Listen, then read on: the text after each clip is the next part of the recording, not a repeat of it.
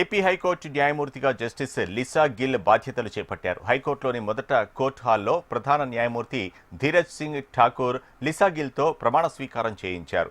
Supreme court collegium సిఫార్సుల మేరకు పంజాబ్, హర్యానా రాష్ట్రాల ఉమ్మడి హైకోర్టు నుంచి జస్టిస్ లిసా గిల్ ఏపీ హైకోర్టుకు బదిలీగా వచ్చారు. కేంద్ర న్యాయశాఖ ఉత్తర్వుల మేరకు నేడు ఆమె బాధ్యతలు స్వీకరించారు. ప్రస్తుతం ఏపీ హైకోర్టులో సీనియారిటీ పరంగా రెండో స్థానంలో ఉన్న లిసా గిల్ ఏప్రిల్ 24న ధీరజ్ సింగ్ ఠాగూర్ పదవీకాలం పూర్తవగానే సీజేగా నియమితులవుతారు.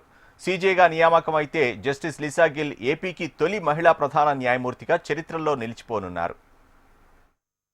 Perform the duties of my office without fear or favor, affection or ill will. Perform the duties of my office without fear or favor, affection or ill will. And that I will uphold the Constitution and the laws. And that I will uphold the Constitution and the laws.